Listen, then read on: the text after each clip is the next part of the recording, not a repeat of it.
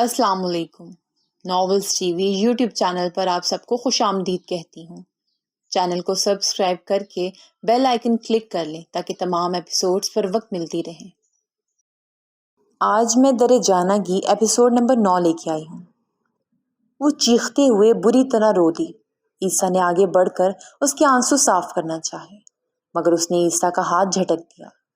تمہاری یہ محبت صرف انادل عباس کے لیے ہے، مجھ سے، میری ذات سے نہیں۔ شاید ہمدردی بھی نہیں تھی تمہیں۔ تم نرم اور اچھے مرد صرف اپنے لوگوں کے لیے ہو عیسیٰ، ہم جیسوں کے لیے نہیں۔ ٹوٹے انداز میں کہتے اس نے بے دردی سے آنسو صاف کیے۔ تمہیں شدید غلط فہمی ہوئی ہے۔ اس نے کچھ کہنا چاہا مگر ہر دلیل دم توڑ گئی۔ ان کا شور سن کر سب دہلیز پر آ کھڑے ہوئے تھے۔ سب کو گہرا جھٹکا لگا تھا۔ انا کی تو وہ حالت تھی کہ کاٹو تو بدن میں لہو۔ وہ بمشکل خود کو سنبھالے کھڑی تھی۔ میں تمہیں ایسے تکلیف نہیں دینا چاہتا تھا، ٹرسٹ می، تم جو کہو گی میں کرنے کو تیار ہوں۔ تمہارے چہرے پر خوشی واپس لانے کے لیے مجھے جو کرنا پڑا میں کروں گا۔ بوری آنکھوں میں بے بسی ناچ رہی تھی۔ وہ اسے منانے کے لیے کسی بھی حد تک جانے کو تیار تھا۔ پھر چھوڑ دو مجھے عیسیٰ۔ عیسیٰ کے سر پر گویا کسی نے بم پھوڑا تھا۔ ان کے رشتے کی نوعیت جان کر بم تو حویلی کے ہر مکین پر پھٹا تھا۔ کئی لمحے صدمے کے زیر اثر وہ کچھ بول ہی نہیں پایا تھا۔ جان بھی مانگ لیتی تو پلک جھپکنے کی دیری مت کرتا، مگر یہ نہیں کروں گا۔ عمائزہ باس مانگتی تو اب تک تم اسے باہر کا راستہ دکھا چکے ہوتے۔ وہ اسے آئینہ دکھا رہی تھی یا اکسا رہی تھی، وہ سمجھ نہ پایا۔ میرے لیے تم صرف تم ہو، عمائزہ یا انادل بہت بعد کی بات ہے۔ انا حوصلہ کریں، پلیز خود کو سنبھالیں۔ سیماب کی پریشان آواز پر عیسیٰ نے مڑ کر دیکھا جہاں دروازے پر سب کھڑے تھے۔ انا گرنے والی تھی جنہیں سیماب نے تھام رکھا تھا۔ انا کو سیماب نے سہارا دے رکھا تھا۔ میری بچی، میری انادل۔ وہ روتے ہوئے دیوانہ وار اس کی جانب لپکی تھی، مگر وہ پیچھے ہو گئی۔ آپ کا یہ پیار تب کہاں تھا جب مجھے چھوڑ کر چلی گئی تھی؟ ہر دن، ہر رات کس کرب میں گزارا میں نے، اندازہ ہے آپ کو؟ مائیں تو اپنی اولاد کو یوں نہیں چھوڑا کرتی۔ آپ نے کیوں چھوڑا مجھے؟ مجھے کتنے ہی موقعوں پر آپ کی ضرورت تھی، مگر میری ماں نہیں تھی، بس میرے باپ کی بیوی موجود تھی، ہر جگہ مجھے توڑنے کے لیے۔ تب کہاں تھی آپ؟ بس میری تصویر کو گلے لگا کر رو رہی تھی۔ وہ ہذیانی ہو کر چیخ پڑی۔ میں نے تمہیں نہیں چھوڑا میری جان، میرا یقین کرو، بس ایک دفعہ میرے گلے لگ جاؤ، میرے جلتے دل کو قرار آ جائے گا۔ بری طرح روتے ہوئے انا نے بازو وا کیے، مگر وہ مزید پیچھے ہو گئی۔ اب مجھے کسی محبت، کسی ساتھ کی ضرورت نہیں ہے۔ اب میں اکیلے جینا سیکھ گئی ہوں۔ اپنے دکھ کو پینا آ گیا ہے، آپ بے فکر ہو جائے۔ وہ تلخی سے مسکرائی۔ انا کا اس سب میں کوئی قصور نہیں تھا۔ ملک عباس نے انہیں طلاق دے کر گھر سے نکالا تھا۔ انہیں مزید تکلیف مت دو۔ وہ اس کو نرمی سے سمجھا رہا تھا۔ تم خاموش رہو عیسیٰ، مجھے میری بیٹی سے خود بات کرنے دو۔ میری محبت کا بے شک یقین مت کرو، بس ایک دفعہ اپنی ماں کو گلے لگا لو۔ انا نے کہتے اسے خود میں بھینچا۔ اب کی بار اس نے مزاحمت نہیں کی تھی۔ یہ قطعاً ایک نیا احساس تھا۔ آنسو روکنے کے باوجود روانی سے بہنے لگے تھے۔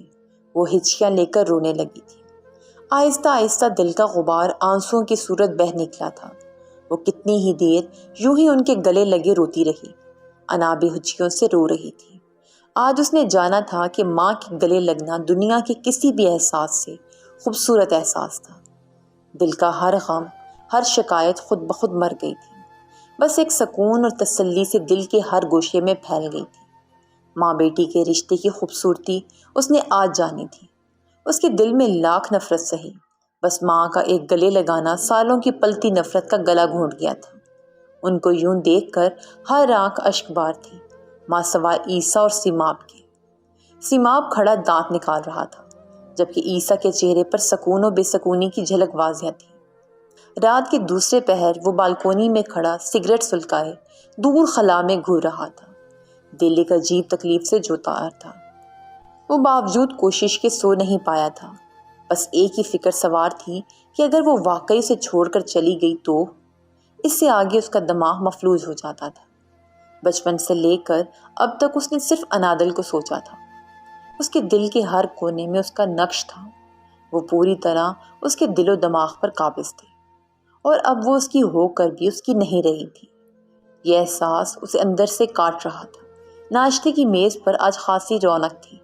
جب سے انہیں علم ہوا تھا کہ امائزہ ان کی وہی پراسرار کزن ہے جس کے انتظار میں انا نے اپنی ساری زندگی گزاری، اور ان کے ناقابل تسخیر لالا اسی کے گرفتار عاشق ہیں، تب سے سماب اور رومی آپے سے باہر ہو چکے تھے۔ ایسے میں ان کے والدین کی گھوریاں بھی کسی کام کی نہیں تھیں۔ عیسیٰ نے رات کو مختصراً اپنے نکاح کا حال بھی انا کے پوچھنے پر انہیں سنا دیا تھا، جسے سن کر انا کتنی ہی دیر روتی رہی تھی۔ انہیں بمشکل تسلی دے کر سلا کر وہ اپنے کمرے میں آیا تھا، مگر خود کو ساری رات گزرنے کے بعد بھی تسلی نہیں دے پایا تھا۔ اس شہر میں کس سے ملیں، ہم سے تو چھوٹی محفلیں، ہر شخص تیرا نام لے، ہر شخص دیوانہ تیرا، کوچے کو تیرے چھوڑ کر جوگی ہی بن جائیں، مگر جنگل تیرے، پربت تیرے، بستی تیری، صحرا تیرا، ہم و رسم بندگی، آشفتگی، افتادگی احسان، کیا کیا تیرا، اے حسن بے پرواہ تیرا وہ اشک جانے کیوں پلکوں پہ آ کر ٹک گئے، الطاف کی بارش تیری، اکرام کا دریا تیرا، اے بے دریغ و بے ایماں ہم نے کبھی کی ہے فغاں، ہم کو تیری وحشت سہی، ہم کو سہی سودا تیرا، ہم پر یہ سختی کی نظر، ہم ہیں فقیر رہ گزر، رستہ کبھی روکا تیرا، دامن کبھی تھاما تیرا۔ انا، میں آپ کے ساتھ رہنا چاہتی ہوں، مگر اس حویلی میں نہیں۔ ناشتے کے بعد ٹی وی لان میں ان سے باتیں کرتے ہوئے اچانک اس نے کہا تھا۔ وہ چونکی، پھر سر ہلا دیا۔ یہاں ایسا کیا ہے جو میری بیٹی کو پریشان کر رہا ہے؟ وہ سر جھکا گئی۔ بس میں یہاں نہیں رہنا چاہتی۔ اس نے عیسیٰ کا نام لینے سے گریز کیا تھا، مگر وہ ماں تھی، اس کے دل کی بات جانتی تھی۔ اگر مسئلہ عیسیٰ ہے تو اس مسئلے کو حل کر لو میری جان۔ میں نہیں کرنا چاہتی، وہ دھیمے لہجے میں بولی۔ تم طلاق چاہتی ہو؟ انہوں نے صدمے سے پوچھا۔ وہ خاموش رہی۔ اسے دوسرا موقع دے کر دیکھو، وہ برا شخص نہیں ہے۔ میرے بچے بس تمہارے لیے بچپن سے ایسا ہی سر پھرا ہے۔ اس میں کچھ قصور میرا بھی ہے، میں نے اس کے رویے کو ہوا دی، اسے کبھی ٹوکا ہی نہیں۔ اس کی تربیت میں یہ نقص میرے سبب ہے۔ اسے یوں جج مت کرو، بہت بے لوث محبت کرتا ہے تم سے۔ انا نے اسے سمجھانا چاہا۔ آپ یہی نہیں سمجھ پا رہی نا، وہ صرف ایک خیالی دنیا میں اپنی ایک گمشدہ کزن سے محبت کرتا رہا ہے، جسے اس نے کبھی حقیقی زندگی میں دیکھا تک نہیں تھا، اور سب کے باوجود ایک انجان لڑکی سے نکاح کر لیا، یہ جانتے بوجھتے کہ وہ کبھی اس لڑکی کو اپنی زندگی میں کوئی مقام نہیں دے گا۔ اگر میں انادل نہ ہوتی تو اس کی زندگی سے نکل چکی ہوتی۔ اس نے محبت مجھ سے نہیں، میرے خیالی مجسمے سے کی۔ محبت میری ذات سے ہوتی تو معاملہ یہاں تک پہنچتا ہی نہیں۔ اس کی لاجکس پرانا مسکرا دی۔ بچوں جیسی بات کر رہی ہو، ٹھنڈے دماغ سے سوچو تو سمجھ جاؤ گی کہ ماضی اہم تھا یا آنے والا کل اہم ہونا چاہیے۔ اس کی آنکھوں میں دیکھو تو اس کی محبت کی گہرائی جان جاؤ گی۔ اس کا سر تھپکتے ہوئے انا اٹھ گئی۔ رات کو جب سب نے اسے حقیقت سے آگاہ کیا تھا کہ اس کی ماں کا اس کے سارے معاملے میں کوئی قصور نہیں تھا، وہ تو خود شکار ہو گئی تھی۔ اسے خود پر ازحد شرمندگی ہو رہی تھی کہ وہ ساری زندگی بے مقصد اپنی ماں سے نفرت کرتی رہی تھی۔ اسے اپنے باپ پر افسوس ہوا تھا، جو اپنی بیوی کے لیے اچھا شوہر بن سکا، نہ اپنی بیٹی کے لیے اچھا باپ۔ اسے نفرت کروائی گئی تھی۔ کورے کاغذ کو جس رنگ میں رنگو گے وہ رنگ جائے گا، یہی اس کے ساتھ ہوا تھا۔ اس کے دل میں اس کی ماں کے خلاف نفرت و بدگمانی بھری گئی تھی، اور وہ انجان بنی ان کا شکار بنتی رہی تھی۔ عیسیٰ اس دن سے انا سے نظر نہیں ملا پا رہا تھا، گو کہ انہوں نے اسے ایک لفظ بھی نہیں کہا تھا، بلکہ اسے اور انادل کو وقتاً فوقتاً سمجھاتی رہتی تھی، مگر وہ بہت شرمسار تھا۔ وہ بار بار اس کی شکر گزار ہوتی تھی کہ اس نے ان کی بیٹی کو کسی برے حادثے سے بچا لیا تھا، مگر وہ انادل کے ساتھ اپنا رویہ سوچ کر پریشان ہو جاتا۔ وہ اس دن سے عیسیٰ سے گریز بدل رہی تھی۔ جیسے ہی وہ آتا وہ اٹھ کر منظر سے غائب ہو جاتی۔ اس واقعے کو ہفتہ ہونے کو آیا تھا، مگر وہ بے نیاز بنی پھر رہی تھی۔ اس کے ہر قدم پر عیسیٰ کی جان حلق کو آ جاتی کہ نہ جانے اب وہ کیا کرے گی، مگر وہ اسے یوں اگنور کرتی گویا وہ نظر کا حصہ ہی نہیں تھا۔ آج صبح سے رمجھم شروع تھی، ہلکی ہلکی سرد ہوا کا رقص جاری تھا۔ جس سے خنکی نے ایک دفعہ پھر سر اٹھایا تھا۔ وہ لان میں بنے شیڈز کے نیچے بیٹھی موسم سرما کی آخری بارش دیکھ رہی تھی۔ عیسیٰ آج صبح سے کھیتوں کے سلسلے میں مصروف تھا، تو وہ پرسکون ہو کر یہاں چلی آئی تھی۔ کتنی ہی دفعہ عیسیٰ کی شرمندگی محسوس کر چکی تھی، مگر اسے بولنے کا موقع دیے بغیر وہاں سے ہٹ جاتی۔ اسے خوف تھا کہ اگر وہ معافی مانگے گا تو وہ اسے دوبارہ انکار نہیں کر پائے گی۔ انا کی باتیں اب آہستہ آہستہ اسے سمجھ میں آنے لگی تھیں، وہ جو اس سے پاگلوں کی طرح محبت کرتا تھا۔ انادل کو خوف تھا اس کی محبت انادل کی ناراضگی کے آگے ریت کی ڈھیری کے برابر تھی۔ میں جو محبت کو ترستی تھی، اب جب محبت دہلیز پر کھڑی ہے تو یہ خوف کیسا؟ اس نے خود سے سوال کیا۔ خوف محبت سے نہیں، محبت کے چھن جانے سے ہے۔ قسمت کبھی میرے پر مہربان نہیں ہوئی، اب جب ہو رہی ہے تو میری انسیکیورٹیز مجھے یقین نہیں کرنے دے رہی۔ اگر یہ بھی چھن گیا تو میں یہ وار برداشت نہیں کر پاؤں گی۔ بہتر ہے وہ کھیل ہی مت کھیلوں جس میں نقصان کا اندیشہ سب سے زیادہ میری ذات کو ہے۔ وہ سوچتی ہوئی کافی کے گھونٹ بھر رہی تھی جب مین گیٹ سے گاڑیاں اندر داخل ہوئیں۔ اچانک ہلچل مچ گئی تھی۔ شیر خان اور 2 گارڈز نے نیم بے ہوش عیسیٰ کو سہارا دے کر گاڑی سے اتارا۔ اس کی سفید شلوار خون میں لت پت تھی۔ وہ کافی کا کپ وہیں چھوڑ کر فوراً اس کی جانب لپکی۔ کیا ہوا ہے انہیں؟ بمشکل حواس پر قابو پاتے اس نے شیر خان سے پوچھا، جو اسے سہارا دیے اندر کی جانب لے جا رہا تھا۔ سانپ نے کاٹا ہے فصلوں میں، عجلت و پریشانی سے کہتے اس نے ایک نظر عیسیٰ کو دیکھا جو نیموا آنکھوں سے انادل کو دیکھ رہا تھا۔ اس کو کمرے میں لے جا کر بیڈ پر لٹانے تک سب آ چکے تھے۔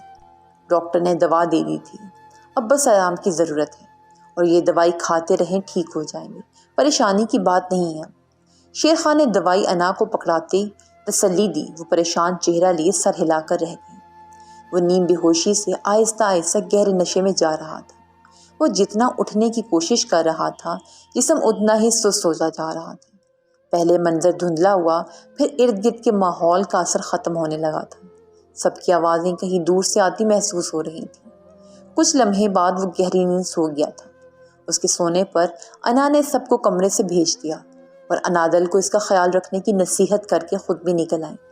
ان کے جانے کے بعد وہ پریشان صورت بنائے اس کے قریب ہی بیڈ پر بیٹھ گئی۔ عیسیٰ کے چہرے پر نیند میں ہونے کے باوجود تکلیف کے آثار تھے۔ ٹانگ بری طرح سوج چکی تھی، پر وقت علاج نے بڑے نقصان سے بچا لیا تھا۔ وہ کتنی ہی دیر اس کے چہرے کو دیکھتی رہی۔ وہ کوئی حسن کا مجسمہ نہیں تھا، مگر عام لوگوں سے اس میں کچھ مختلف تھا۔ وہ خوبصورت تھا، شاید روایتی معنوں میں نہیں، لیکن اس کی وہ شکل تھی جو اسے ہجوم میں نمایاں کرتی تھی۔ اس کی ناقابل فہم سنہری بھوری آنکھیں اس کے ہلکے رنگ کے چہرے سے غیر معمولی طور پر متضاد کھاتی تھیں۔ وہ اسے غور سے دیکھ رہی تھی جب اچانک وہ نیند میں بری طرح ہلا تھا اور اب گہرے سانس بھر رہا تھا۔ وہ پریشان ہو کر کسی کو بلانے کے لیے اٹھنے لگی کہ عیسیٰ نے اس کا بازو تھام لیا۔ وہ نیموا آنکھوں سے اسے دیکھ رہا تھا۔ چہرے پر تکلیف کے آثار شدت اختیار کر چکے تھے۔ موسم میں ہلکی سی خنکی اب بھی موجود تھی، مگر اسے بری طرح پسینہ آ رہا تھا۔ انا کو بلاتی ہوں، آپ کو ہاسپٹل لے کر چلتے ہیں، آپ کی طبیعت بگڑ رہی ہے۔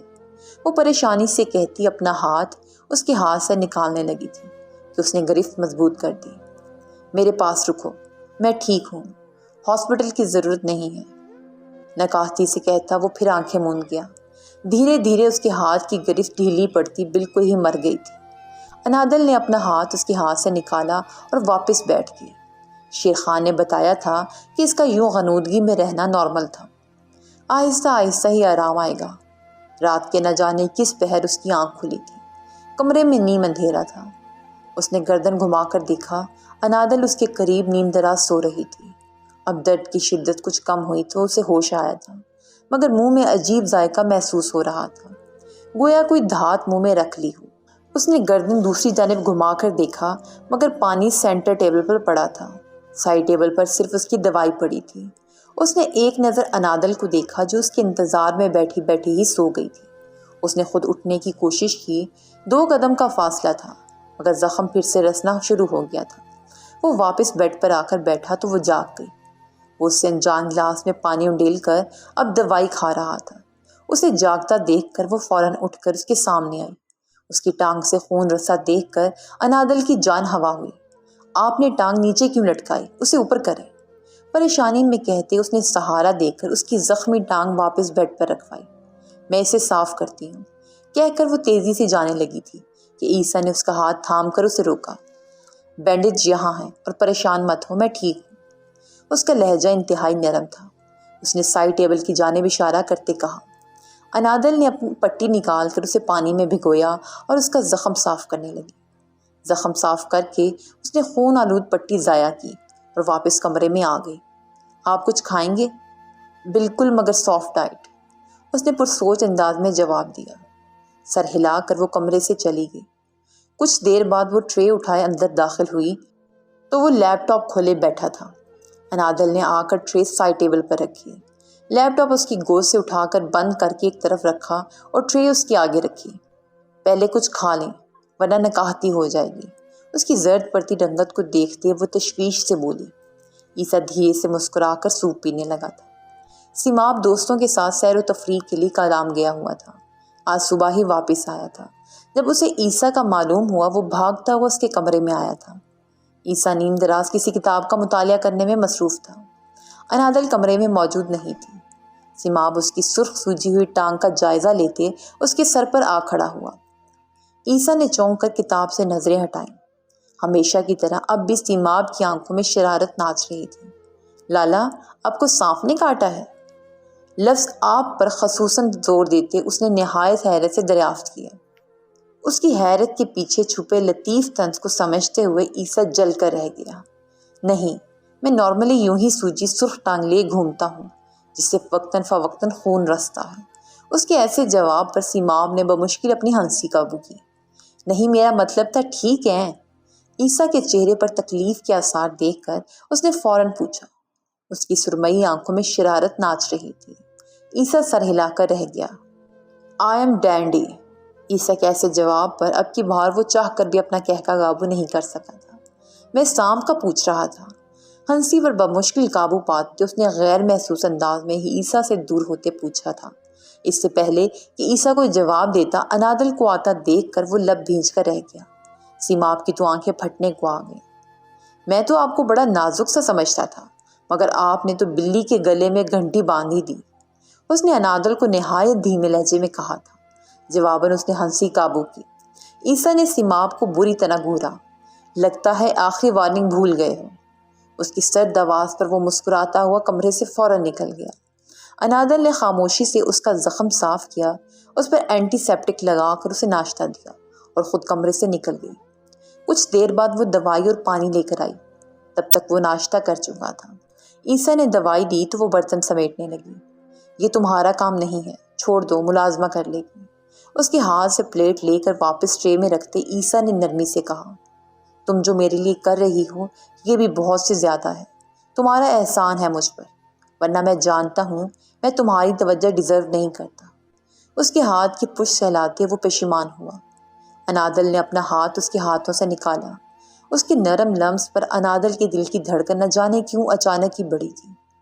پہلے اپنی صحت پر توجہ دیں، یہ باتیں بعد میں ہو جائیں گی۔ اسے نظریں ملائے بغیر کہتی وہ تیزی سے اٹھ گئی۔ میں حقیقت میں اپنی ہر زیادتی، ہر حرکت پر پریشان ہوں۔ میں اپنی غلطی کا مداوع کرنا چاہتا ہوں۔ بے شک معافی مت دو، مگر ایک موقع دے دو۔ وہ تھم گئی مگر مڑی نہیں۔